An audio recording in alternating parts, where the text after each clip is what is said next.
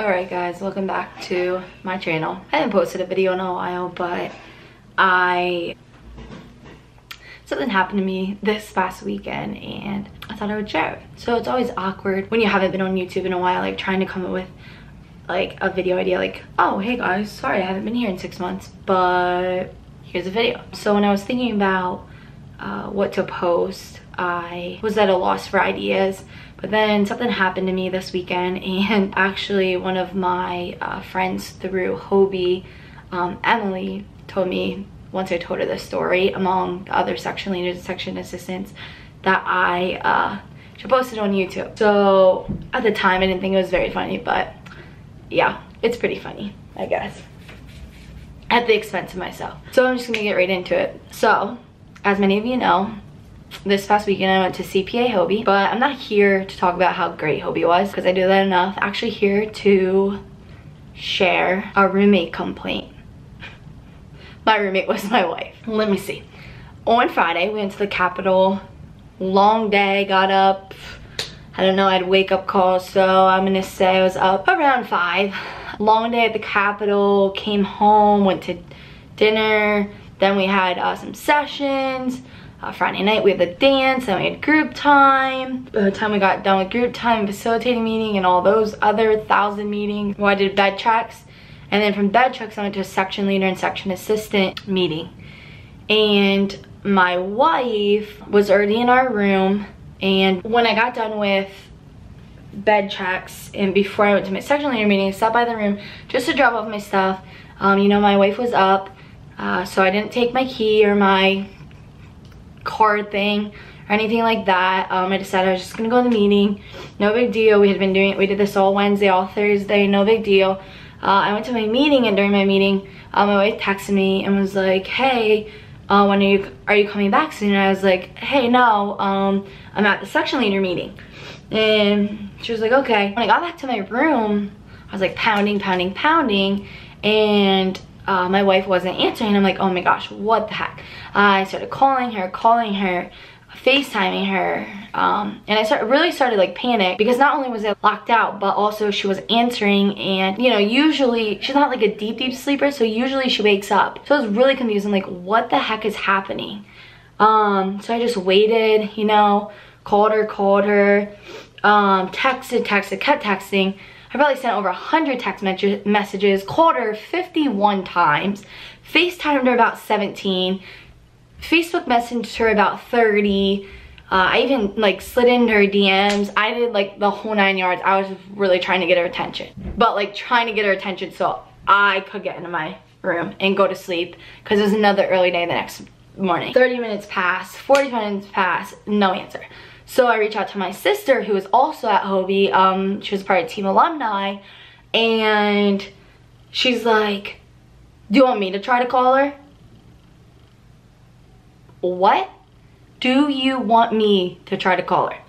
And you know, my response was, Megan, I just called her 51 times.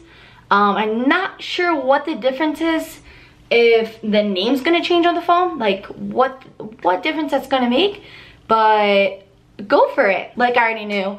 Megan, my sister, texted me back and was like, oh, she didn't answer. And I was like, oh my gosh, like, ugh, I'm gonna have to sleep in the lobby, like I don't know what else to do. And my sister's like, oh my gosh, no. And I was like, well, Megan, like I don't know what else to do. And my sister never offered me to go to her room, never offered to come out in the hall with me. So it was basically, well, I'm gonna go to sleep, so just let me know how you make out in the morning. And I was by myself for another 20 to 25 minutes. And eventually, the director of the Team Alumni, Ariel, God bless her, came to my saving and was like, hey, like what's up, and I was like, yo, I'm locked out of my room. And she was like, what? And I was like, well, you know how like my spouse, like Kelcie and I, we share a room? And she's like, yeah. And I'm like, yeah, well, she locked me out. And Ariel's like, oh my gosh, no way. Or like, not even, oh my gosh, no way. She was like, what? And I was like, I pounded on the door. At this point, I had thrown index cards under there. I had thrown pens under the door. I did literally everything in my power to get her to wake up and open the door. And nothing, like not even a budge, nothing was waking her up. well, like with all these different scenarios going through my head, it kept saying that she was active on Facebook Messenger. I'm like, what the heck, did somebody steal our phone? Like, this is really not like Kelcie at all. So Ariel tells me like I need to call campus police to come let me in, and I was like, oh my gosh, like, I was literally like, I hate talking on the phone. I was already panicking because I was in the hall. I really had to go to the bathroom and I did not know what to do. So I ended up calling campus police. They're like, yeah, we'll be there in 10 to 15 minutes, da da da da. So I'm just like literally, I sat down. Like, I was sitting outside my door, still pounding on that door, still calling her every name in the book.